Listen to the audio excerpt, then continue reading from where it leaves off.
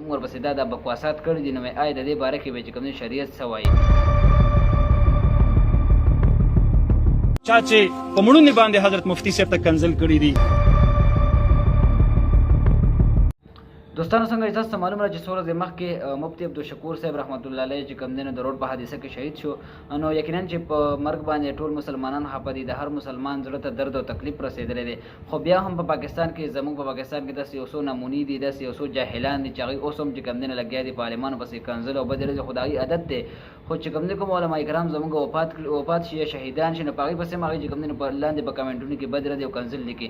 هغې باره کې تاسو ته مفتي صاحب دا ویډیو کلیپ وګورئ لږ شانتې.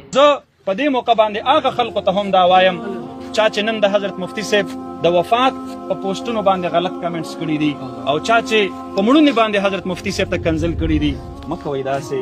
ډېر دردمن زړه الله له لاړ شو او ډېر لوی شکایت به د دې امت د طرف نه وړی وي. الله لا ربا ستا د دین خدمت مو کو او خلکو راته په لارو کوڅو کې کنځلې کولې.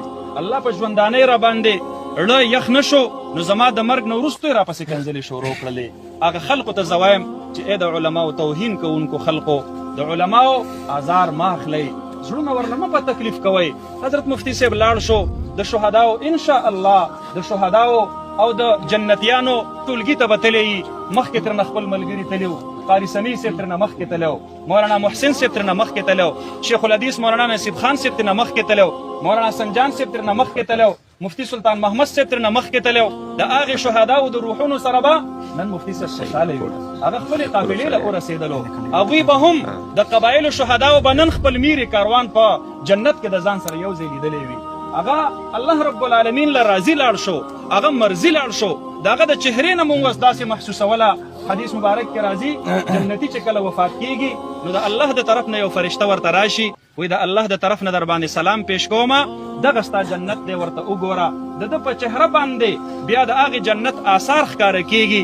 هغه خوش قسمته و، الله له لاړ شو، د عزیمت او د استقامت خاوند و. خو کوم خلک چې په مړونې باندې د هغه په مرګ خوشحالۍ کوي او په هغه پسې غلط کمنټس او پوسټونه کوي، موږ هغې ته وایو داسې مه کوئ. دا علما د دې امت محسنین دي، دا علما د دې امت خیرخوا او خواخوږي دي.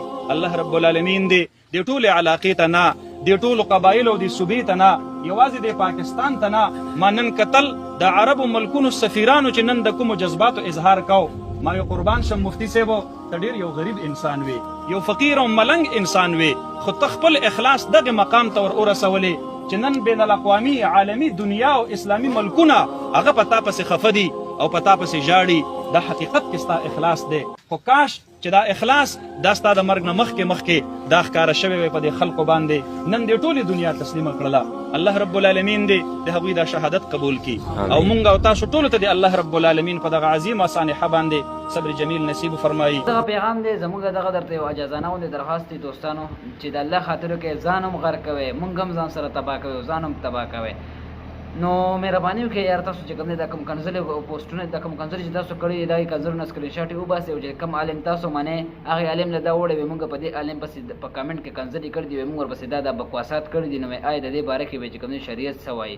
وایي په دې باندې مونږ ته سزا میلاویږي، په دې باندې مونږ ته ثواب میلاویږي. د الله خاطر وکړئ، د الله خاطر وکړئ. بیا درته په عاجزانه ریکویسټ وایي زموږ د جمعیت کوم ورکر چې کوم دی کوم کارکون چې کوم دی هغوی به تاسو له په سخته لهجه کې جواب نه درکړي. مونږ درله بار چې کوم دی نو په ښه د اصلاحي میسج درکوو، د اجازانه درخواست ته مونږ ووایو که نه خبره چې بیا ډېره مجبور هم کوي، نه بیا به مشکل ډېر زیات جوړېږي. او که نن په مونږ باندې سبا په تاسو باندې راشي بیا به ګیلې نه کوئ. او د پټۍ هر عالم دین ته دا یو اجازانه درخواست او پیغام کوم چې تاسو خو په مولانا فضل الرحمن باندې هم رد کوئ چې کوم دی نو په هغوی باندې ګوتې اوچتوئ، خپل ورکران لږ پوهه کوئ او خپل ورکرانو ته تاسو دا ووایئ چې یاره تاسو مهرباني وکړئ په دې عالمانو پسې دا کنځل مه کوئ، ځکه دا عالمان خو ټول یو عالم دین دی، یو قرآن او یو حدیث ښایي که نه.